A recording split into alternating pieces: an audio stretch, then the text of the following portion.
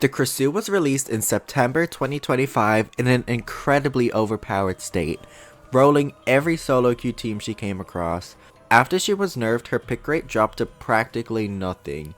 You could play hundreds of games before you see a single Krasue. Some people are still yet to even face her at all.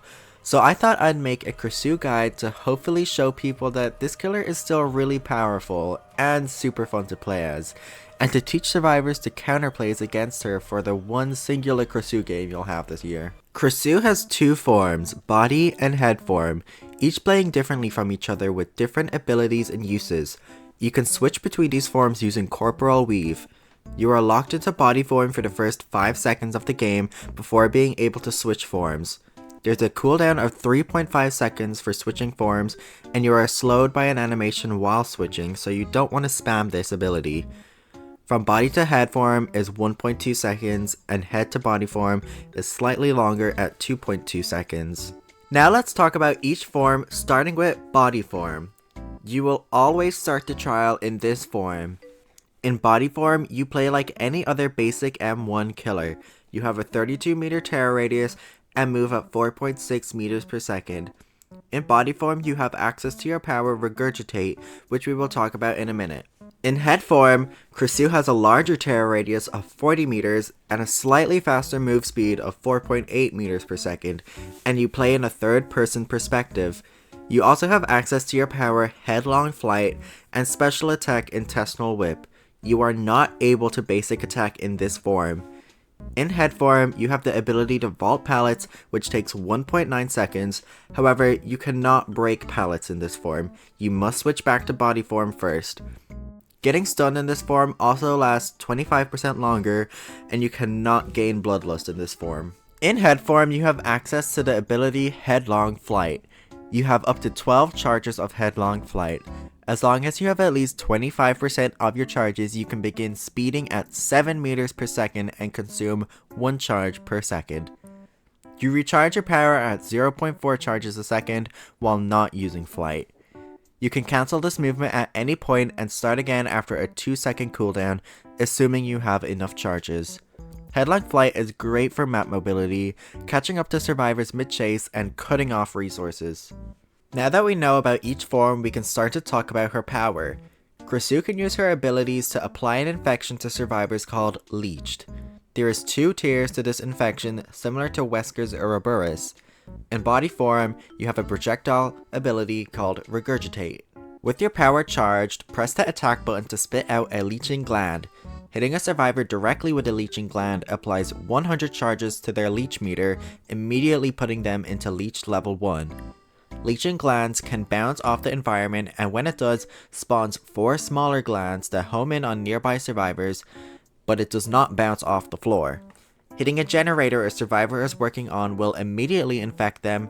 Regurgitate has a cooldown of 2.5 seconds, so it can be easily spammed to infect survivors. A survivor in Leeched Tier 1 passively fill up their leech meter, and after 60 seconds will be put into Leeched Tier 2. Hitting an infected survivor with Regurgitate does not speed up this process. Upon reaching Leech Tier 2, a survivor will become injured and broken until they cleanse themselves of their infection. You can see on the HUD whether a survivor is not infected, Tier 1, Tier 2, or cleansing. Survivors can tell how close they are to hitting Tier 2, but you as the killer cannot. In head form, you have your special attack Intestinal Whip. Intestinal Whip is a long dash attack. Hitting a survivor who is leeched will damage them. Hitting a survivor who is not leeched will add 34 charges to their leech meter. After 3 hits, they will become leeched. While yes, you can infect people this way, it is not very efficient, and you are much better off switching to body form to infect them with Regurgitate. Unlike Demogorgon or Wesker, you can curve quite a bit with this attack to hit people around loops. On the survivor side, there are a couple counters to the power. At the start of a trial, 5 glowing fungus spawn around the map, with up to a maximum of 6 being present on the map at any time. Glowing fungus can be picked up by survivors and eaten to remove their leeched infection. It takes 3 seconds to eat a fungus, and during this animation, your movement speed is reduced to 2.8 meters per second, so it can be pretty risky to do it during a chase. After eating the fungus, you will begin to lose leech charges at 5 charges per second, or 20 seconds per level of leeched. However, if you get hit by intestinal whip or spit on by regurgitate before fully being cleansed, you will become infected again. Mushroom's aura are revealed to infected survivors within a 128 meter range. New fungus will spawn either when the Crissu switches from body to head form, or 90 seconds after a fungus was eaten. Getting hooked immediately removes all leech levels, fully cleansing you. Body blocking is a very effective strategy survivors can use to help their teammates. If the Krasue is chasing an infected survivor in head form, survivors who are not infected can body block and take hits safely for their teammates without taking damage. You can take up to 3 hits for a teammate before becoming infected yourself, but most times Krasue will just switch back to body form to deny this. That's pretty much it for the power.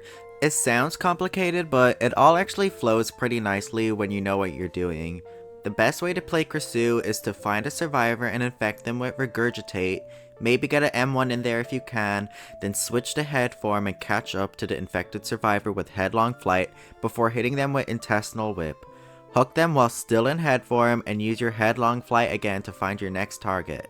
Now let's talk about builds to use, starting with her add-ons. Her best add-ons, and the ones I would recommend using, are Chicken Head. Chicken Head makes all survivors start the trial at leeched tier 1. It does have the downside of spawning 2 extra fungus, but almost always guarantees a quick down at the beginning of a trial before everyone cleanses their infection. Spattered Handkerchief.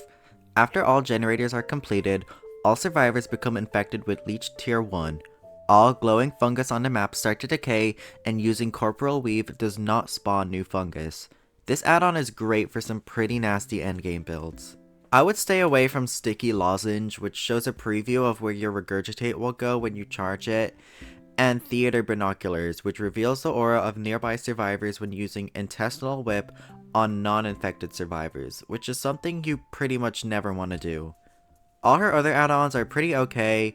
You can read up on them and pick ones that fit your playstyle, but here's a quick tier list I put together of her add-ons. Now for perks.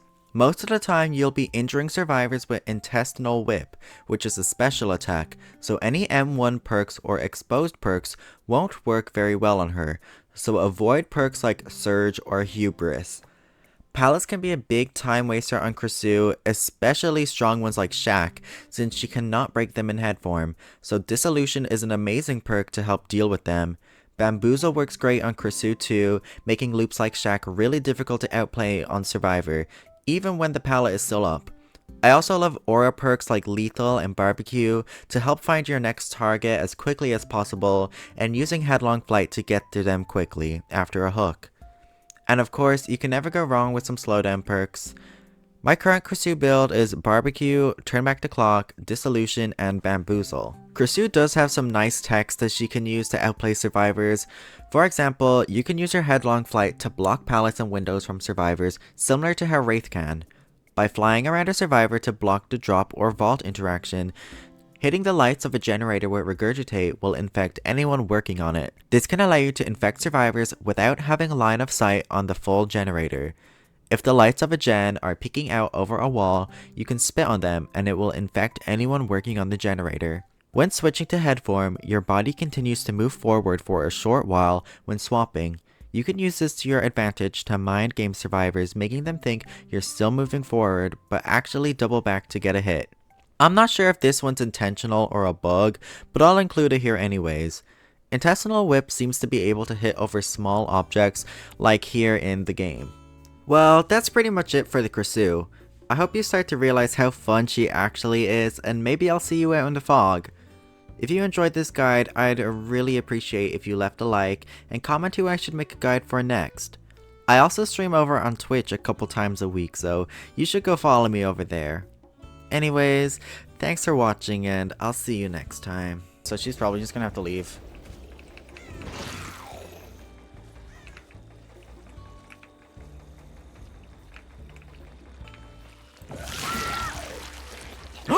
Oh my god, she got to tier 2 the second I hit here. Oh my god. Whoa, wait, that was crazy.